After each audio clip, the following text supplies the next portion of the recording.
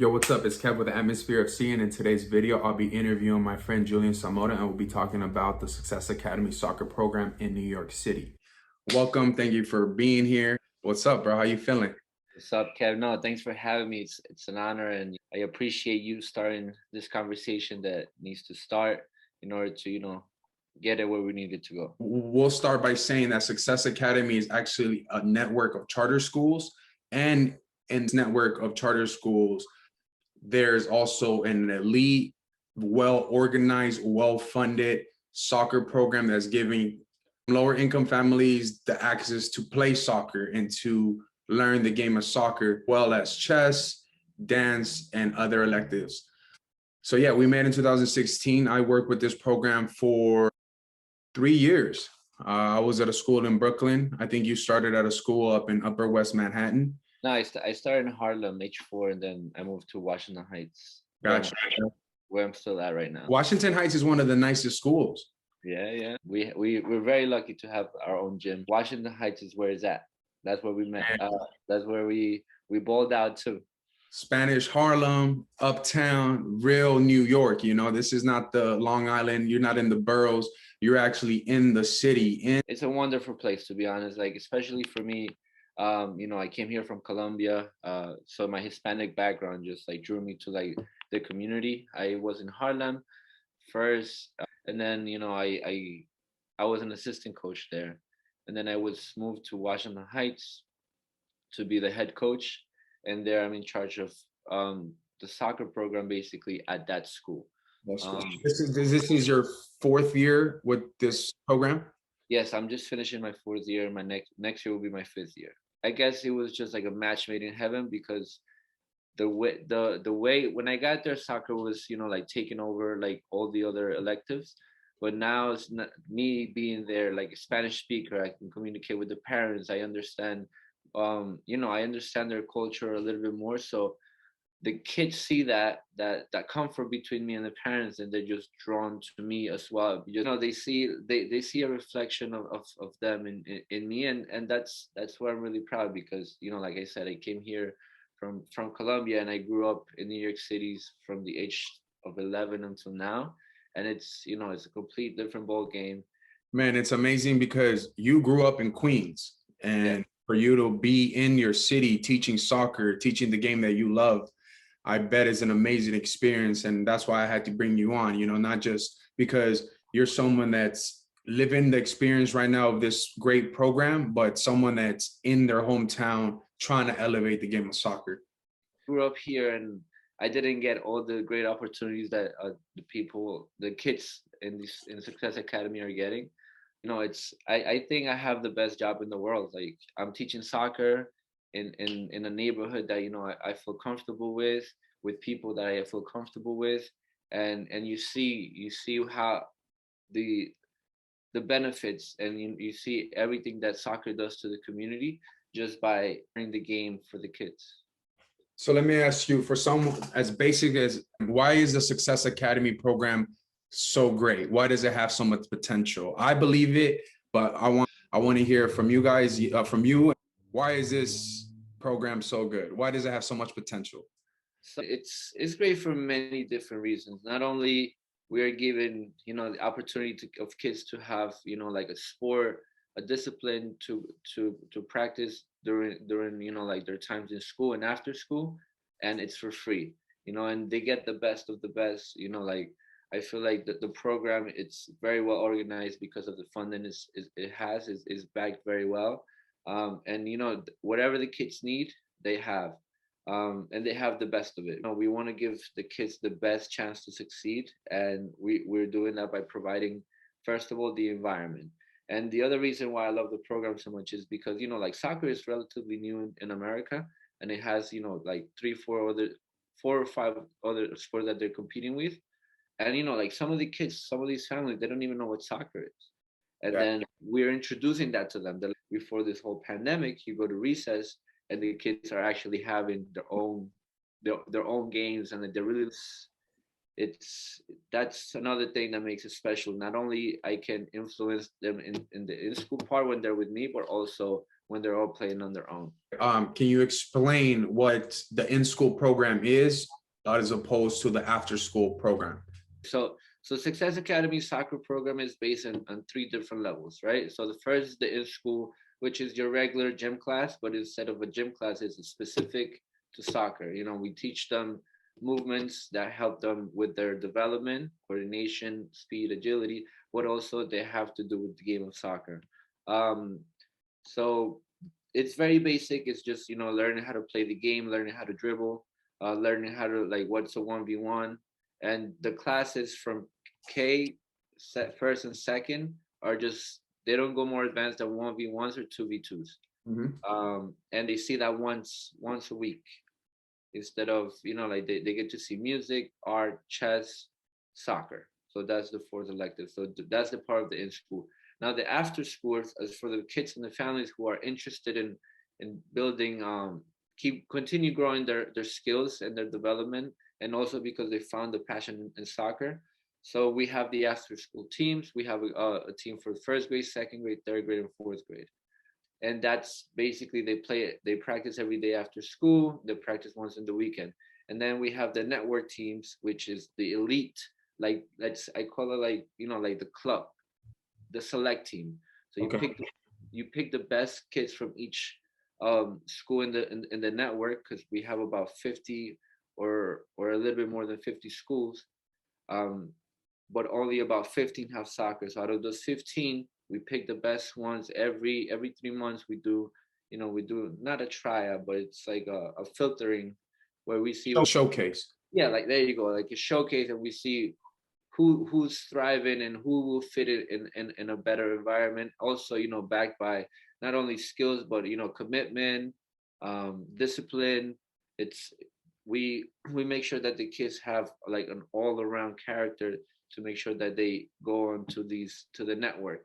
Like I said, it's a select team, but they get to compete against other teams now in New York. They play your local leagues. They play during the spring and the fall, and they also play futsal tournaments. They go to Atlantic City. They've gone to Massachusetts, and a couple of years ago, the U11s at that time they went to play the MIC, the Mediterranean Cup, in Spain, and that was a great experience for them as well. There's a lot of kids that was the first time getting on a plane, first time like getting out of the States, and it was a great experience for them to see the world, not only with the soccer but culturally as well. I hear you. I'm actually going to play some of the footage of a documentary that was done about the program. You summarized it perfectly. There's the in school and the kids that are excelling and are interested in pursuing a more competitive side of soccer. They stay to the after school program, the club program, right? There's 50 schools, and 15 of these schools in the network have the soccer program. As of now, yes. As of now. So these are all in the boroughs: Queens, Brooklyn, the Bronx. So what you just described is the dream soccer program, soccer school I would want my child or any child in America to be a part of. It's very organized, it's very well funded, it's very disciplined, it's everything that the parent needs, everything that the coach needs, and everything that the child needs to excel and to pursue the sport that can open millions and tons of opportunities. And that's why we're here to talk about it. I'm going to show a footage right now. I'm going to share my screen. But yeah, I'm going to run it and then I'll edit it and stuff like that. But yeah. It's like it starts at 5 years old, and they come in and we play very basic games but fun. Tag.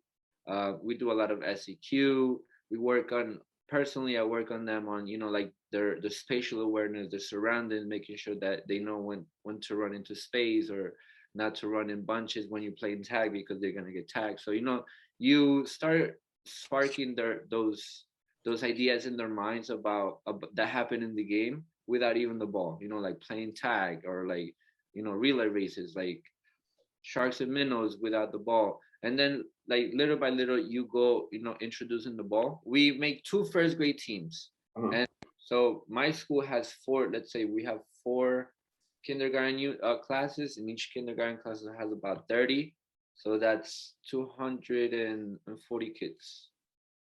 Yes, 240 kids that we choose from, and obviously the ones that are interested, boys and girls, is we make sure that we give equal opportunity of teams. So the minimum goal is to pick 12 boys and 12 girls with with a 30 as a cap. That's the maximum you can get in a team. Those teams get divided in two, and then they start practicing. When they're in first grade now, they practice once a week after school and once a week during the weekend, and that's where they start getting the more specialized training, as you would say. So everything's free of charge. The parents just have to make sure that they are going to take them there. We are very strict with where attendance policies and like being on time. Lateness is not that it's not tolerated, but we don't want the kids to be late, because we, like I said in the beginning, we want not only want to shape them as to be great soccer players, but responsible individuals as well. So once they sign up and they agree, they get a box with a uniform. They get 2 shirts, they get shorts, they get socks, they get a water bottle, they get a bag. We have all the equipment for them, so they don't need to bring a ball. The only thing that they need is shoes, like sneaker shoes or indoor shoes. And if the family cannot get it, we'll make sure that we find a way for can have everything that they need. Man, that's beautiful. And I saw that documentary, then I became part of the program and working and building the relationship and seeing how these kids actually love and start thinking about soccer 24/7. They know the current players. They back and forth about what's currently going on in the leagues, and that's amazing to see. Yeah, that like you get that in the older grades, but like even first grade now, Fortnite just bought a Neymar skin, and like when that came out, all the kids wanted to tell me about it. Neymar's on the game, Neymar's on the game, and the fact for them to know who Neymar is when they didn't even know what soccer was, it's a huge thing in my opinion, because they're, like you said, that spark in their head started going 24/7, and they understand of soccer as a sport, not only that it's popular, but it's fun for them. That's the most important thing. They all enjoy it. They even the kids that are not on the soccer team, they want to play and during recess. And this pandemic was a great example, and it was very humbling for me, to be honest, because this year Success Academy taught the whole year remote, and we were still doing the practices online after school. And we were still, at first I'm like, who's gonna want to do this? And then it got to the point that my fourth grade had my third and fourth grade practice, I had 26 kids, and it's like the limit. Well, and that was possible because everything was online, but usually we can only have 15 playing because of space. But now, like, it was 20, we had like 25 kids, and like they all wanted to participate. Like, if they didn't have a ball, they made one out of socks, out of paper, or like we make sure that we got one for them. And it's like, and they have siblings, so like all the siblings will come to the practice, and it was like for me, it was very humbling to see how much love for the sport they got, and just because of the environment that we have in the school. It's not like someone like trying to force them, like, here, be in soccer. It was like more them telling the parents, mom, dad, like, I want to be in the soccer club. And let me point this out, that this is being done in New York City, where there's no space, so for kids who want to get up and play soccer via the computer is amazing. I think that's a culture that we have to build. That's how we actually answer the questions. Hey, how do we build cultures? By that. Is by keeping it fun for the kids, teaching them and keeping discipline at the same time. I'm gonna share my screen and show some of this actual footage of kids, some of the teachers, some of the coaches involved. I want to be a pro player. Who do you want to play for? Real Madrid. My first goal was very exciting, but my other goals, it's just like regular. I score goals on a daily basis. I get hyped. I get super hyped. I'd be like, go! Number 10. I get so happy.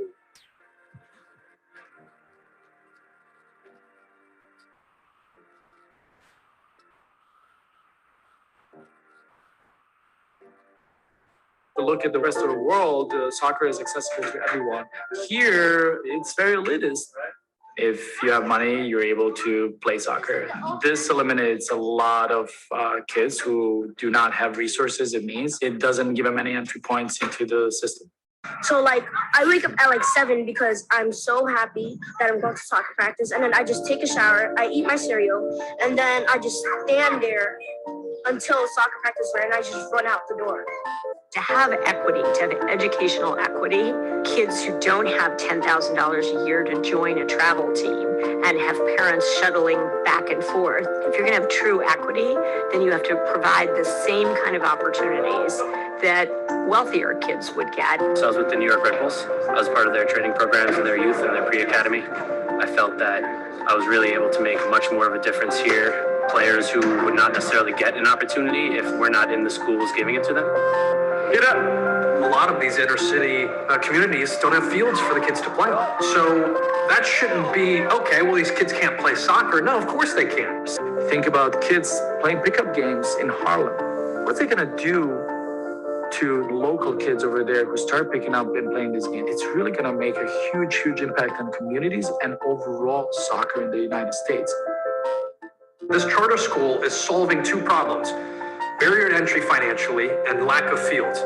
And you know what? Those two things are leading to us not winning World Cups. But next is offering a dream, offering a game that opens up a kid's mind.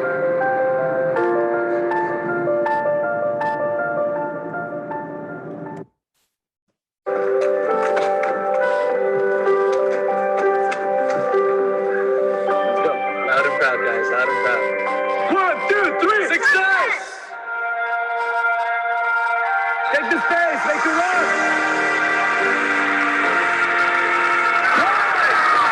That was good.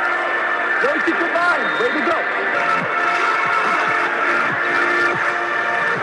Run to man, Michael, behind you.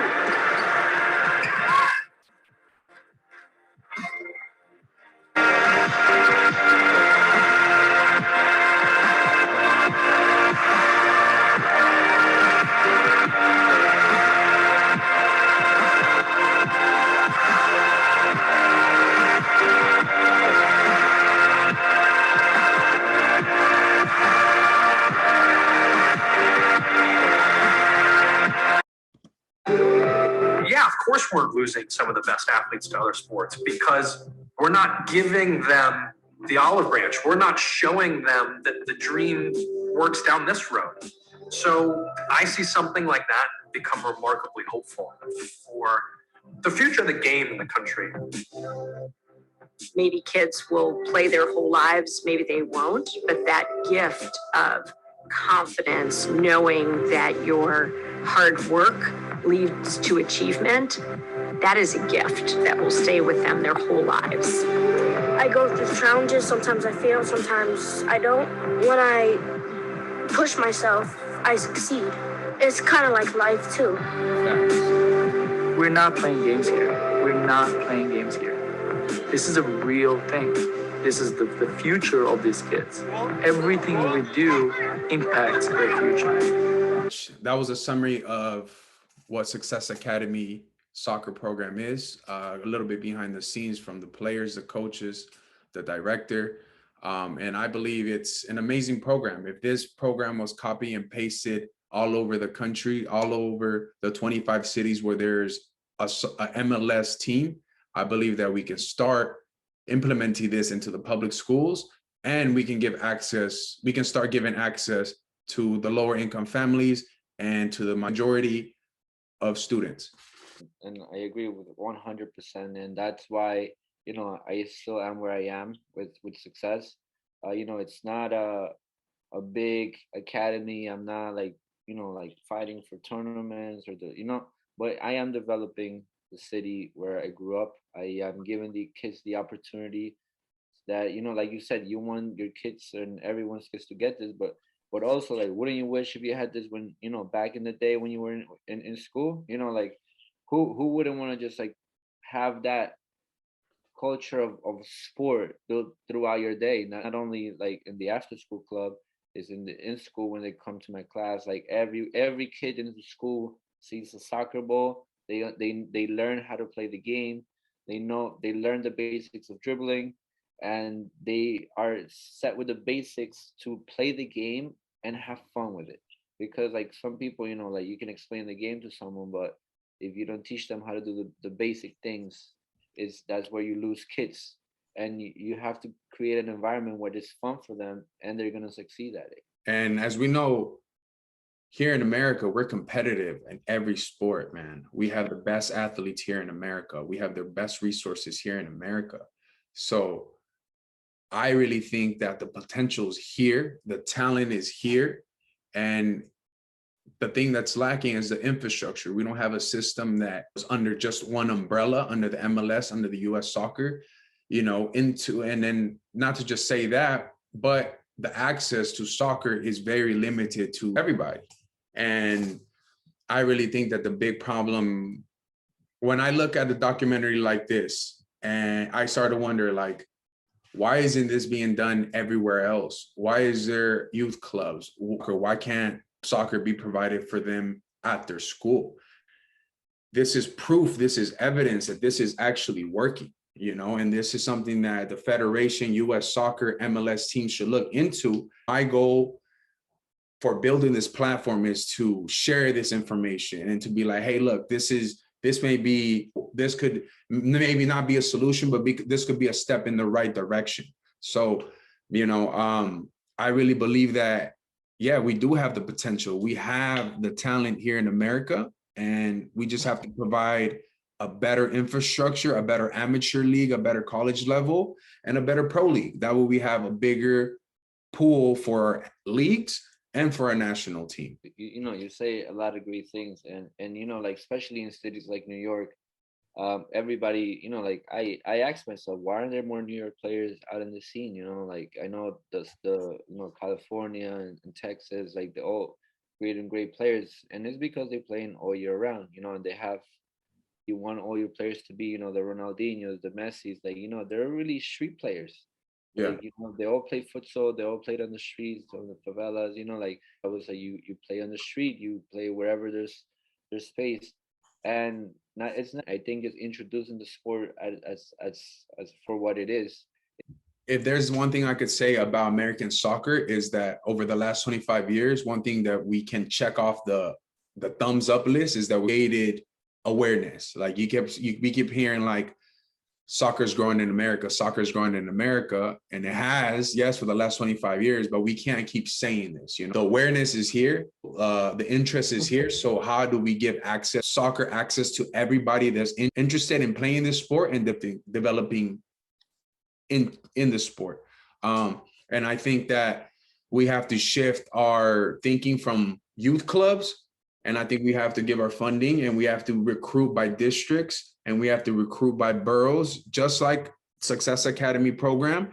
But it has to be under one umbrella. It has to be under US Soccer umbrella for us to go under direction. I feel like there's so many youth leagues, there's so many professional amateur leagues that, nothing's connected. So it doesn't really have a direct blueprint of the steps to follow to actually get to the pros. So till we provide a better infrastructure, till we provide access and infrastructure for everybody, but that's how we start fixing the problems that are in the current system. That's how we build culture. That's how we build an identity. And also that, like that's how you find players. Like I've been here in Washington Heights for 4 years, and there's some kids that you're like, it's not only the athletes, they're ballers. Like they have that thing that they just know what to do when the game comes, and I cannot wait until we see, like, like for instance, the kids that we saw in the video, that was the first class, and their development is like, whoa, they're amazing. Like they just finished middle school, they're gonna go into, they're going to, so this is feeding into so they went on to from elementary to middle school to high school now to high school. Yes. And most of them are still together, right? Most of them, yeah. See, that's where it's at, man. Keep kids together with not the same coach the whole time, 2-3 years actually, and then pass them off to somebody else, because you need different soccer minds to actually learn the game. To be a full, complete, all-around player, you must get taught the game by different personalities. Yeah, man. Like it's like you see, like I've seen these kids play. Like I haven't coached them because they're like, like in the middle school system. But when they come, like, see our practices, because sometimes we practice on the same field, kids are doing it. I'm like, wow, like, you have the courage to do those moves in a regular game. And it's like that confidence in the game is just amazing. And then not only that, then I see the ones that I've had since I started, and it's like, yo, makes you feel proud. You know what I mean? Bro, this not only a program like this provides stability for the kids, but also for the coach.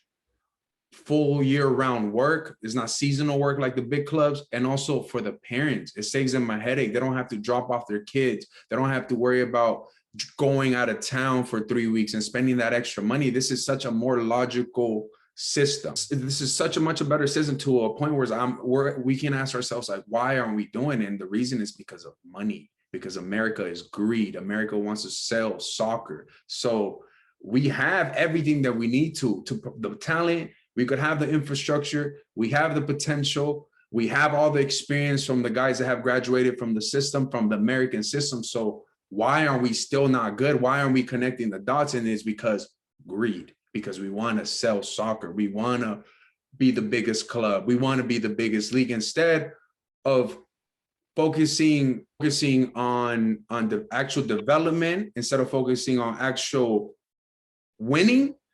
We're worried about money. And I feel like that's why we're failing to make these big tournaments. And it's sad, bro. It's sad that I have to tell my little brother or my future child, hey, we can't afford to play soccer. Like, I don't want to get 5 years down the road and have to tell my child that. No, bro. Yeah.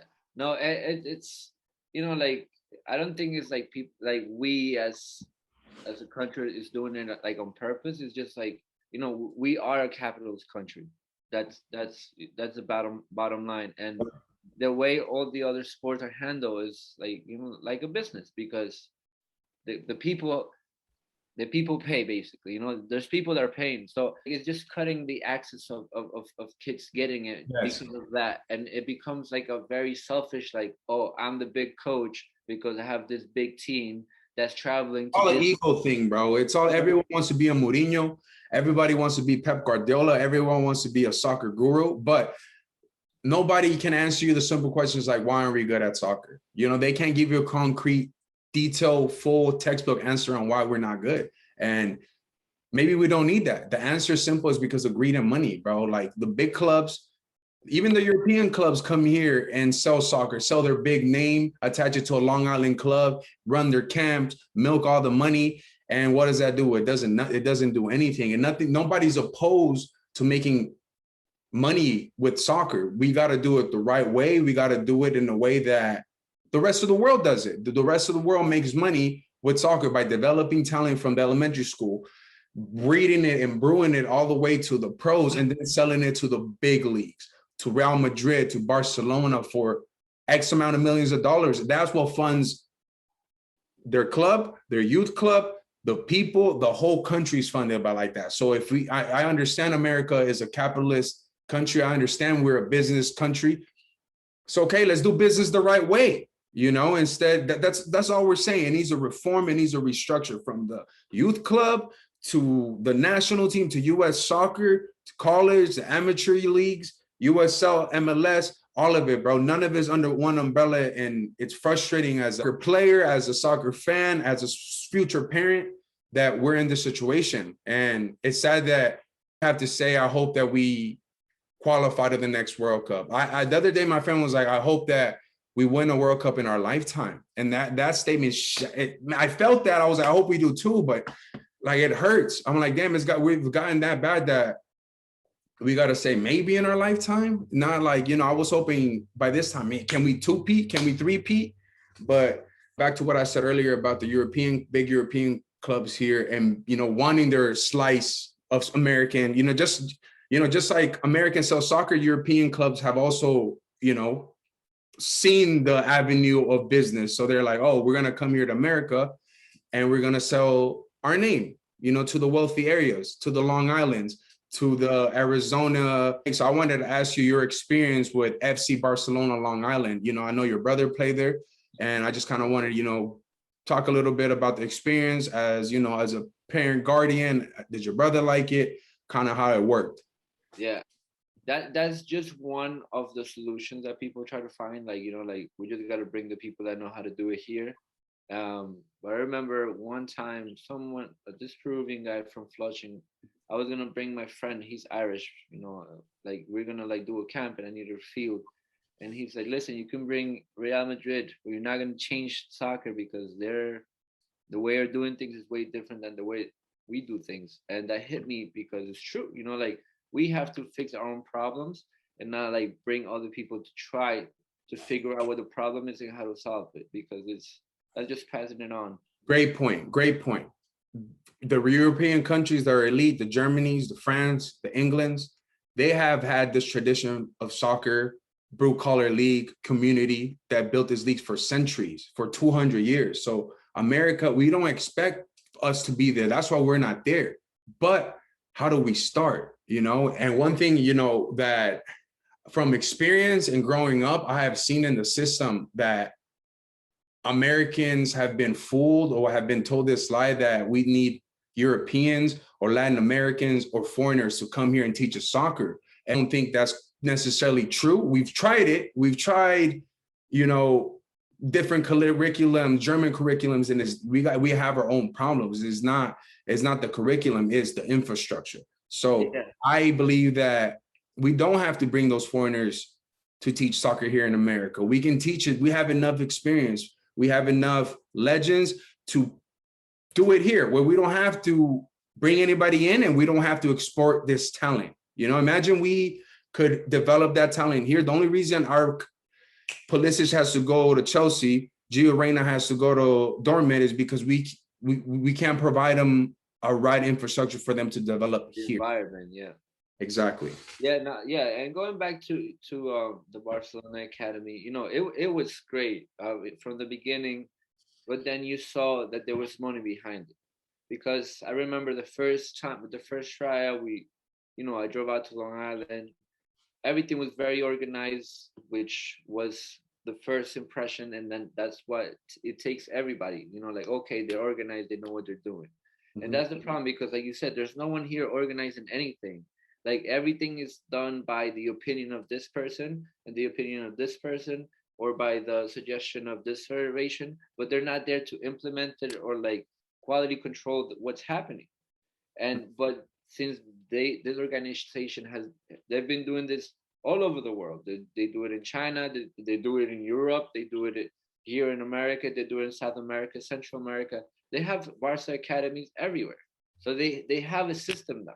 They do, but let me say that as someone that has grown in the system and seen this, to me, that's prostitution of the game. You're using the big name to sell soccer. That's what the same thing we're doing here in America, you know? Yes, they just know how to, they found a formula to go to every country and implement their methodology that was created by Johan Cruyff and the tiki-taka and, you know, like always the possession game, the rondos. And they found that they made a simple template and they're multiplying it. And that's why people get drawn to it. But anyone who is professional and organized can set that up, if you have the funds. And that's the funds. So you go to the tryouts and it's like a very intensive tryout. You know, like they do basic skills, they do small-sided games, they do big game tryouts. And they not only do one tryout, they do like 3 tryouts. And then after that, they get a list, right? And they go from the top of the list. Okay, boom, boom, boom, boom, boom. And then if these kids not all say yes, then we go to the next part of the list, which is what happened to us. You know, like my brother was like the second round. They're like, listen, like, because it was brand new. They were trying to get as many people in. And he's like, yeah. If we're interested in him, like, can he join us? You got to pay this much a year. So ballpark. Just for study reasons, for study. No. It started lower. It went up little by little, but it started around 4,000. 4,000 a season or a year? A year. A year, but $4,000 a year, bro. Which is expensive to those who don't have $4,000, but it's average price compared to all these other academies, Yeah. And But this is not including travel expense, food expense, uniform. uniform. No, but like I said, it was well organized because they know that they have to train 3 times a week. They know they have to play as much as they can. Like the first season, my brother was playing with like 3 different teams, but under the same, like they had 3 teams for his age group. He was in the second team, and he played sometimes with the first team. The first year he played with the first team when they needed kids, or he will play with the 05s. He will play a year up, or he will play with the third team just so he can get games, and because they didn't have enough kids. So that first year it was great. Like he was playing a lot. He was, like he was learning because he was new to the methodology. It was great. But then second year comes, more kids come, they have more money, and then that everything starts changing. Yeah. They also have these trips to Barcelona when they play in the Camp Nou. They play against like local teams, and my brother went there. It was a great experience, but you also had to pay for that. You know what I mean? Still, I'm sure that was a great experience for him, though. No, it was a great experience for him, like hands down. But then what happens is that like you think it's like once a year they pick the best kids. Then the next year, instead of 1 trip, they want to do 3 trips, and they're all Barcelona branded trips. So who's getting the profit? Barcelona. Yeah. Who's booking the tickets? Barcelona. Who's booking the hotels? Barcelona. So obviously there has to be some commission somewhere there. Yeah. So that's it. It's a business model. Like I said, what happens is the first year, the first meeting, they're like, oh, we're gonna build a complex with like 8 soccer fields, medical facility in the middle, offices on the second floor with view to all the fields for scouting. They were gonna bring the first team to the inaugurational, like for that thing, the ribbon cutting ceremony. You're gonna meet all the players. This is in Long Island. In Long Island, Kings Park. They're like, oh, if you live in Queens, we'll like create a service, a shuttle service that will pick you up from the train and take you to the field. We're gonna have mentors that are gonna help your kids with their homework if they cannot make it on time because of the practice times. So they paint the sky for everyone. They sold, man, I want to sign up right now, bro. They're like, we'll help you with college. We'll give opportunities if we believe your kid is good enough to try out for professional teams. And the time passed by, the fields, nothing happened. The shuttle bus never happened. The space became like in the winter practices were like in a very crowded area, and like I used to drive an hour and a half to the practice for my brother to practice 1 hour and drive an hour and a half back.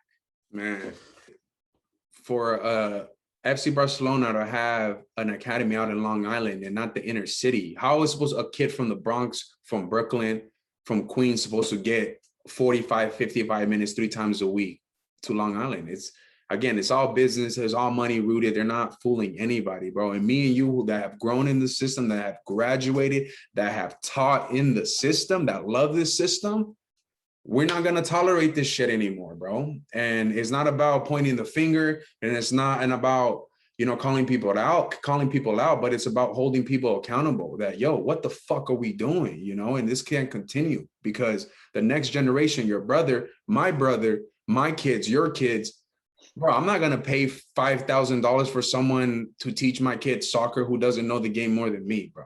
Yeah. So wait, let me close something off with the drop it. Yeah, hell yeah. So like, like all these clubs and like all these training programs, they're great because, they have results to back it up. But you can't think that that's the only way. And those distances that you're in a car with your kid, imagine people were driving from Connecticut. Bro, no way. In traffic to Long Island, bro. That's like 4 hours. Imagine being like 6 to 8 hours in a car just to go to a 2-hour practice because is the club of your dreams. They're just selling you the badge. Imagine as a Hispanic parent, how is my mom supposed to be a single mother, go to her job, take me to practice, pick me up, and then go to her second job? Like, come on, bro. And to me, in my opinion, and this is what I want to close it off with, the best coach is the game. Facts. The game is going to teach you things that no coach can teach you. The game is going to put you in situations that cannot be recreated in practice. Because it's emotions, it's circumstances, it's environment, it's the speed. So thinking, all of that. So the only way we're gonna get players is for them to be able to play. So we have to create environments for them to play. And them being in a travel team is not playing, because if they're practicing 3 times a week, they're not playing the game, they're practicing. Even if your kid's playing club soccer, that's not enough. No, like your kid has to be out in the park playing with his friends, with his cousins, with his teammates, who are the teammates who have to be the kids from their community. That's how you create culture, because you play with your boys from the block, and then you get old enough, you want to go to the stadium, you want to support your team, like you want to go to all these. In 5 or 6, Barcelona came here when Ronaldinho was there, Rafa Marquez was there, Messi, nobody really knew. And they came to Chinatown, bro. And that was a great experience, because I got to see them, like. Did that in LA too. And I was with all my boys from the soccer team. Yeah. And that's how you create culture, by like creating events where you're going to bring people together and you're going to enjoy what you enjoyed most, the game. As a community, bro. As a community. Not like, bro, my brother was in Barcelona, and he doesn't know. They never really instilled that community feeling of a team. Yeah. Everybody was like on their own. You want to teach these kids how to be teammates, how to be there for each other.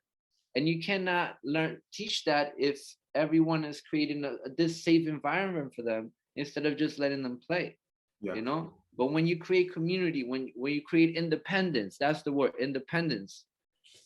That's where all these cultural things come out, because you're part of the team. You're not with your parents, you're not with your family. You came here to be with your team, to play with your team, to have fun with your team. Not, oh, my parent brought me to practice because I'm on the soccer team and I'm playing travel soccer. Like, we have to create, we have to let these kids play. We have to give them access to the game, and we have to create that atmosphere that is going to take us to the next level. We got to give these kids something to work for, something to play for, something to represent, something to believe in, bro. We don't have none of the shit that I just named, but I don't want to bash my national team, because I think we're ballers. I think we have it. I think we have, all the talent and the potentials. Sebastian Leger. We have Tyler Adams, Gio Reyna, the great American white hope, fucking Christian Pulisic, bro. That guy is amazing. He's gonna play. He's playing the championship final. Bro, that's breakthrough. Those are the things that we should be celebrating. As much as that's amazing. That's only one thing that we can celebrate the last 4 or 5 years as an American country. But from Real Madrid. Man, I would hope I can find the tweet that I've tweeted that I hope Pulisic goes and be the first American at Real Madrid. Speak some MLS, man. So I'll be honest. Watch MLS. Let me start by that.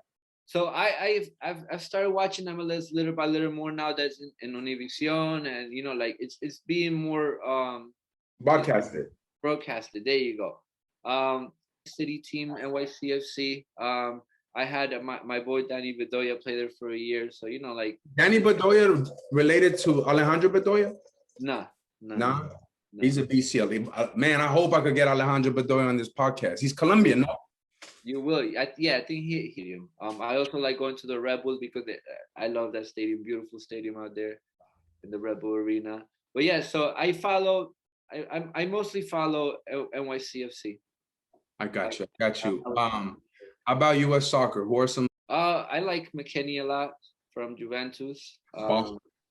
Baller. You confuse him with Cuadrado all the time. Gio Reyna, Dortmund, great player as well. And Pulisic, man, like the way he's developing and the way he's he's taking the chances when he gives them, you know, like He has a presence, bro. That's the best thing about Christian Pulisic, that he has a presence. He's not just crafty, quick, can score. His presence is felt off the bench when he's starting. So those are the American players that I want to see, that I want to continue to see, and I want to see more in the EPL and La Liga. You know, let me ask you, where do you see us in the next 2-3 years as a soccer community, as a soccer nation?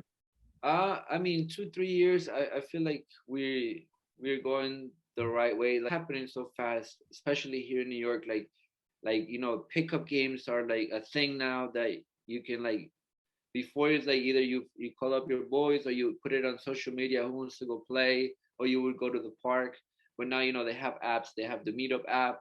They have pickup games. They have a schedule. They have Street FC, who's also like a big in foot pickup games, which is fun. You know, like they rate you if you're nice. Oh man. See, those are the services, those are the businesses I want to provide, I want to support, because they're not selling you soccer. They're giving you a soccer experience, and they're providing and giving you access to play. Yeah, Manhattan FC with my boy Daniel Ospina. Man, I'm gonna get off the phone with you, and I'm gonna talk to him today. Hopefully I can get an interview with him, because what he's doing is amazing, especially in Manhattan, bro. Last winter, like last fall, he found a spot on the west side, Pier 26. I've seen it. Wow. And I slid in your DMs about, I need my picture taken right there. Yo, that field is just like it's right out on it's on the pier. We have two fields. He set it up very nicely, brings the goals, brings the music.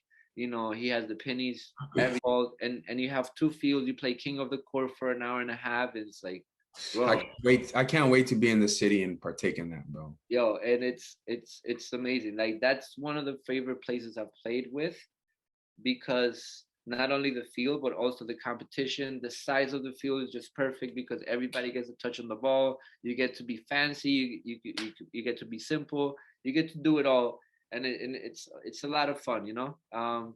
New York skyline, man. Social media, we have all the footage to be able to record and put highlights together and get.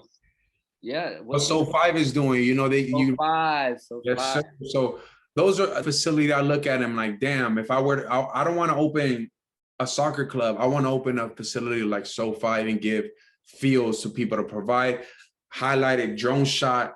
That's the culture, that's the atmosphere we need to build. And before I let you go, let me ask you, how do we do what Success Academy is doing at a larger scale? Where do you think we should start? Where does this go? Like you said, unless someone is going to take charge and be in charge of developing these things, these programs, because these programs are not only for soccer. You can do this with basketball too. You know, like football, and give football. You know, these are so many opportunities for so many Americans, for so many scholarships, for so many just above and beyond, you know? So I agree. This is a thing that could be done. Every school should have a powerhouse sports program. Yeah. And like, you know, like Success Academy is doing it like right to the T because of the funding that they get. But I feel like, why is the funding so good? Did we know? Well, because it's a private entity. It's a private entity. I kind of tried to do some research in it, and I was like, who was funding it? And I found that Eli Broad, who is this super big entrepreneur, he has the Broad Museum in LA. There'll be some funding behind it. You know? I'm sure there are a lot of angel investors too. Yeah. Because that's what it comes out to, a network of individuals who want to do better for the community and the education system. And, you know, like, we're just lucky that the CEO saw soccer as a very crucial part of her mission and is running with it. But like, personally, I think that everybody can do their part if they're willing to do it for the right reasons to develop. I feel like we either can get all on the same page and realize that we're all on the same team to try to elevate and grow this game here in America, or we're never going to get it. You know, we either kind of do it with the federation under the MLS, or we have to maybe look at other options as far as like angel investors and donation and funding, and see if we can start maybe in LA, maybe, but that's such a slower process. It'll be so much more effective if the MLS was involved, if the federation was involved, if everyone was just on the same page under the same umbrella. Yeah. Yeah. People are not in this for the longevity of it or to provide a product. They're here to sell a name. They're here to make a quick buck. Boom, boom, boom, let me make my money. Let me garnish up my resume and move on to the next project. That's why it's sad. That's why we can't cry when we don't make the World Cup and we don't make the Olympics, bro. Like, it's a shameful. We're such a powerful nation with the best athletes, with the best facilities, bro. Come on. Yeah, like the land is way too big for someone yet to like set up a system where it's 50 states. And I hear you. Now, that's something that will be the solution. Like when someone really takes the ownership and like, listen, we're gonna do this. This is where we're gonna do it. Like, you know, like I remember growing up, there was ODP, Olympic Development Team. I was part of it. I was Cal South, bro. That was one of the best developments of my youth career. I went on to play with the state team, the regional team, and onto the national team, and that was all under one umbrella. But you see the steps. There's a step. And I wanted to climb up every step as a child, and I did, bro. That's why I'm telling you, these are the same. Some of my players that went on to play to college, that went on to play pro, those are the people that should be teaching our youth system, that want to stay close to the game, you know? Like, that's a system that was working because you were getting pools of kids and you were turning into smaller pools, you know? Yep.